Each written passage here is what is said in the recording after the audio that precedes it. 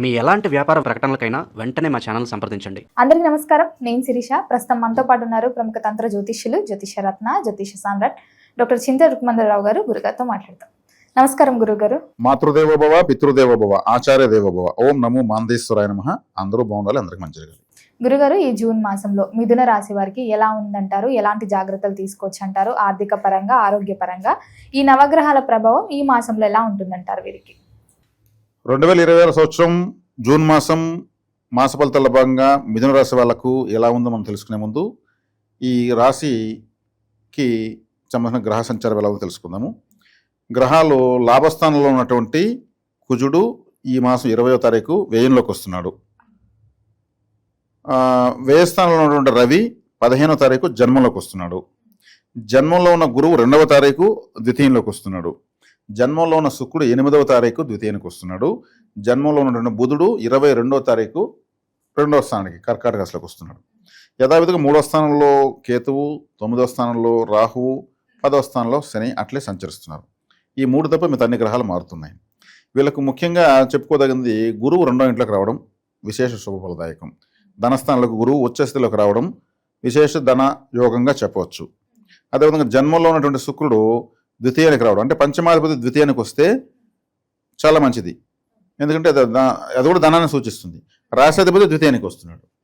ఈ రాశికి శుభగ్రహాలైనటువంటి బుధ శుక్రులు 2వ ఇంట్లోకి రావడము, 2వ ఇంట్లో ఆల్రెడీ ఒక ఉచ్చస్థితి గ్రహం ఉండడము వీళ్ళకు విశేష ధనయోగం మనకి నాంది, వీళ్ళకి పునాది పడతా ఉంది.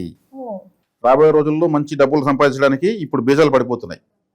అంటే ఈ మాస ఫలితం ఏ రాశికైనా మాస ఫలితం చెప్తే ఆ మాసం చెప్పిన ఫలితాలు ఆ మాసంలో జరిగిపోవు. కొన్ని స్టార్ట్ అవుతాయి, కొన్ని జరుగుతాయి, కొన్ని లాంగ్ రన్లో రిజల్ట్స్ ఇస్తాయి. అక్కడికి వచ్చిన మూలకొని మళ్ళీ రిజల్ట్స్ కనిపిస్తాయి. మంచి కావచ్చు, చెడు కావచ్చు. ఇక్కడ ఆర్థికంగా వీళ్ళకు బాగుంటుంది. ఎందుకు బాగుంటుంది అంటే ఇంకా సంవత్సర కాలం అంటే లాంగ్ రన్లో గురువు అక్కడ ఉంటాడు కాబట్టి, ఈ రాశిలో బుధ శుక్రుడు అక్కడ వస్తున్నారు కాబట్టి వీళ్ళకి 2వ స్థానం అంటే కుటుంబ స్థానము. మంచి ముష్టాన భోజనం తింటారు, మంచి వస్త్ర భూషాలంకరణాలు ఉంటాయి. అంటే శుక్రుడు అంటే మనకు ఆర్నమెంట్స్, వస్త్రాలు, లగ్జరీ అంతా శుక్రుడే. ఇంకా రాశ్యాధిపతి కూడా అందరం కలిశాడు కాబట్టి ఇంకా బలం పెరిగింది. కాబట్టి ఈ టైంలో వీళ్ళు నగలు కొనొచ్చు, బట్టలు కొనొచ్చు, మంచి నచ్చినటువంటి 7 స్టార్ హోటల్లో పోయి భోజనం చేసినా ఆశ్చర్యం లేదు. వాళ్ళ స్థితులు బట్టి మారచ్చు. కుటుంబానికి ఆదాయాలు పెరుగుతాయి, కుటుంబంలో సుఖ కార్యాలు జరుగుతాయి. కాబట్టి కుటుంబం అంటే ఏమి? భార్య అయితే భార్య పిల్లలు, అదే లేడీస్ అయితే భర్త పిల్లలు. కాబట్టి కుటుంబం 2వ స్థానం అంటే ప్రాథమిక విద్య. అదే 10th క్లాస్ వరకు అయితే 6 నుంచి 10th క్లాస్ ఇంటర్ వరకు 4వ స్థానము. ఇంటర్ తర్వాత వచ్చేటువంటి అన్ని రకాల చదువులు 9వ స్థానము. 9వ స్థానం అయిన తర్వాత విదేశీ చదువులు అయితే 12వ స్థానము. ఇప్పుడు 2వ స్థానంలోకి 3 శుభగ్రహాలు వస్తున్నాయి కదా.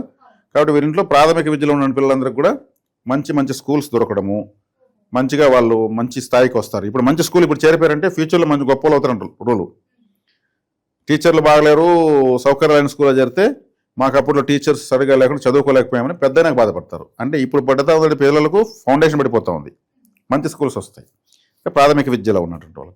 కాబట్టి ఆదాయం బాగానే ఉంటుంది. మిథున రాశి వాళ్ళకు గురువు బాగానే ఉన్నాడు. 10వ ఇంట్లో ఉన్న శనేశ్వరుణ్ణి గురువు చూస్తాడు. 10వ ఇంట్లో శని అంటే అష్టమాధిపతిని గురువు చూడటం వల్ల శని యొక్క తాకడ తగ్గుతుంది. భాగ్యంలో రాహు ఉన్నాడు. తండ్రి ఉన్న వాళ్ళైతే ఇబ్బంది, తండ్రి లేని వాళ్ళకైతే రాహు యోగిస్తాడు, విదేశీయాన్ని ఇస్తాడు. చక్కగా వీళ్ళకు అన్ని రకాల భోగభాగ్యాలు ఇస్తాడు రాహు. తండ్రి ఉంటే తండ్రికి ఇబ్బందిగా ఉంటుంది. ఎందుకంటే రాహు పితృస్థానంలో ఉంటే రవిగ్రహాన్ని బాధిస్తాడు కదా గ్రహణ రూపంలో. కాబట్టి పితృస్థానంలో రాహు ఉన్నప్పుడు తండ్రికి ఇబ్బందిగా ఉంటుంది. తండ్రి ఎవరితో మోసపోవడం కానీ, తండ్రి ఏదైనా నష్టపోవడం కానీ జరుగుతూ ఉంటుంది. అదే ఇప్పుడు తండ్రి లేని వాళ్ళకైతే ఆ ఇబ్బంది ఉండదు. ఇతర ఇంకా కేతు కూడా 3వ ఇంట్లో ఉన్నాడు. పాపగ్రహం 3వ ఇంట్లో మంచిదే. ఓవరాల్గా తీసుకుంటే గురువు ఎప్పుడైతే మారాడో ఒకసారి స్థితిగతులు అన్ని రాశులకు మారిపోయినాయి. ఉచ్చ స్థితిలోకి వచ్చాడు 12 సంవత్సరాల తర్వాత. ప్రతి రాశికి ఎంతో కొంత బెనిఫిట్ అయితే ఉంది గురువు ఉచ్చ స్థితిలోకి రావడం వల్ల. కాబట్టి మిథున రాశి కూడా బాధకాధిపతి ద్వితీయంలో ఉన్నాడు. అయినా కానీ శుభగ్రహం కాబట్టి వీళ్ళకు శుభ ఫలితాలు చూస్తారు. అక్కడ బుధ శుక్రులు కూడా కలిశారు కాబట్టి అది ఇంకా ఎక్కువ అవుతుంది, రెట్టింపు అవుతుంది. మరి గురుగారు, ఈ మాసంలో వీరికి మిశ్రమ ఫలితాలు ఉన్నాయి కాబట్టి కొత్తగా చూస్తే వ్యాపారాలు పెట్టుకునే వారైనా, పెట్టుబడులు పెట్టే వాళ్ళైనా పెట్టొచ్చు అంటారు? పెట్టుబడులు పెట్టేవాడు పెట్టుకోవచ్చు. ద్వితీయ ధనస్థానంలోనే 3 గ్రహాలు శుభగ్రహాలు వస్తున్నాయి కదా, అంటే ధనస్థానంలోకి వచ్చినప్పుడు పెట్టుబడి పెట్టుకోవచ్చు. వాళ్ళ జాతకరీత్యా ఏదైనా దుర్దశ నడుస్తుంటే మనం ఏం చేయలేం, కానీ జాతకరీత్యా కూడా మంచి దశ నడుస్తుంటే ఈ గోచారం ఇంకా అడిషనల్ బెనిఫిట్ అయిపోతుంది. ఓకే, అది ఇది కలిస్తే ఇంకా బాగుంటుంది. వృత్తి స్థానంలో ఉన్న శనేశ్వరుని కూడా గురువు చూస్తున్నాడు కాబట్టి వృత్తిరీత్యా పెట్టుబడులు పెట్టుకోవచ్చు, ఇబ్బంది లేదు. గృహయోగం వాహన యోగం కూడా ఉందంటారా? ఆ వాహన యోగము గృహయోగము 2. ఎందుకంటే మిథున రాశికి 4వ ఇంటి వాడు గృహ వాహన యోగానికి రాశికి అధిపతి బుధుడు ద్వితీయంలోకి వచ్చి శుక్రుడితో కలిసి పంచమాధిపతితో కలిసి గురువుతో కలిసి ఉన్నాడు కాబట్టి అక్కడ శుభత్వం ఏర్పడింది. కాబట్టి గృహ వాహన యోగాలు అవన్నీ కూడా చక్కగా ఉన్నాయి. ఆరోగ్యపరంగా ఎలా ఉంటుందంటారు? ఆరోగ్యపరంగా తీసుకుంటే అదే చెప్తున్నా, నిద్ర సరిగ్గా ఉన్నప్పుడు కొంచెం నలత చేస్తుంది. 6వ ఇంటి వాడు కుజుడు వ్యయంలోకి వచ్చాడు అంటే ఆరోగ్యరీత్యా ఏదైనా ఖర్చు పెట్టాల్సిన అవసరం ఉంటుంది, లేదా సఫర్ అవ్వాల్సి ఉంటుంది. కాబట్టి వీళ్ళు నిద్రాభంగం ఉంది కాబట్టి ఒక లాజికల్గా ఒక పని చేయొచ్చు. నిద్రగానే పట్టకుండా ఇబ్బందిగా ఉంటే ఒక 500 నుంచి వెనక్కి రివర్స్ కౌంటింగ్ 1 వరకు లెక్క పెట్టాలి. 500, 499, 498, 497 అని రివర్స్ కౌంటింగ్ చేయడం వల్ల కండ్లు బరువెక్కిపోయి నిద్ర వచ్చేస్తుంది. ఈ టిప్ అందరూ చేయొచ్చు? ప్రతి ఒక్కరు చేయొచ్చు. నిద్ర రాని వాళ్ళంతా ఈ పని చేయొచ్చు. వెనక్కి 1, 2 500 నుంచి కంటిన్యూగా మిస్ కాకుండా రావాలని ట్రై చేస్తే వాళ్ళకి తెలియకుండా వాళ్ళు ఎప్పుడు నిద్రలో కలిపింటారు. దీనికి స్లీపింగ్ ట్యాబ్లెట్ అవసరం లేదు. కాబట్టి వ్యయస్థానంలో ఈ నెగిటివ్ గ్రహాలు ఉన్న వాళ్ళు, వ్యయస్థానంలోకి గోచారంలో నెగిటివ్ గ్రహాలు వచ్చినప్పుడు ఈ టిప్ను పాటించవచ్చు. ఏదైనా రివర్స్ చేయాలి. ఏది చేసినా ఇప్పుడు 10, 9, 8, 7 అనే రివర్స్ వస్తాం కదా, అప్పుడు ఏం చేయాలి? ఎక్కువ క్యాలిక్యులేషన్ తీసుకోవాలి. అప్పుడేమవుతుంది, ఇప్పుడు కొన్ని ఉంటాయి Sunday to Saturday, Saturday Friday Thursday Wednesday ఇట్లా రివర్స్లో రావాలి. డిసెంబరు, నవంబరు, సెప్టెంబరు అంత స్పీడ్ రాదు చూడండి. స్పీడ్ రానప్పుడు ఏమవుతుంది, ఆటోమేటిక్గా మెదడు బరువెక్కిపోతుంది, లాగేస్తుంది నిద్రలోకి. కాబట్టి ఇటువంటి టిప్ను పాటించవచ్చు. మరి గురుగారు, ఈ మాసంలో ప్రథమార్థం అంటే మొదటి 15 రోజులు బాగుంటుందంటారా? ద్వితీయార్థం అమావాస్య తర్వాత వీళ్ళకి ఎక్కువ బాగుంటుంది? 2 ప్రథమార్థం ద్వితీయార్థం 2 బాగున్నాయి. వ్యయస్థానంలో కుజుడు వస్తున్నాడు. వ్యయస్థానంలో కుజుడు వచ్చినప్పుడు ఏమవుతుందంటే నిద్ర సరిగ్గా పడదు. 12వ స్థానం అంటే మనం పడుకొని నిద్రపడి పడకది. అక్కడ కుజుడు ఉంటే ఏమవుతుంది, అప్పుడు ఆలోచిస్తారు. ఆలోచన అప్పుడు స్టార్ట్ అవుతుంది, ఏం చేయాలి రేపు అనేసి. నిద్ర మర్చిపోతారు. అదే అంటూ ఉంటారు, నేను రాత్రంతా ఆలోచించాలి ఏం చేయాలనేసి, నాకు మళ్ళా ఐడియా వచ్చింది అంటారు. అంటే పగలు ఆలోచించలేదని కదా అర్థం. అంటే నిద్రపోకపోతేనే కదా ఆలోచిస్తారు. కాబట్టి 12వ స్థానంలో ఒక శుక్రుడు రాహు తప్ప ఏ గ్రహం ఉండకూడదు. శుక్రుడు కామానికి అధిపతి, రాహు భోగానికి అధిపతి. 12వ స్థానము అనేది అయిన సైన భోగస్థానం కాబట్టి వాడు వాళ్ళు యోగిస్తారు. వేరే గ్రహాలు ఉన్నాయంటే డిస్టర్బే ఉంటుంది. గురువు ఉంటే కూడా డిస్టర్బే 12వ స్థానంలో. ఇప్పుడు గురువు అంటే ఏమి, ఒక పద్ధతి, ఒక డిసిప్లిన్ ఉన్నవాడు.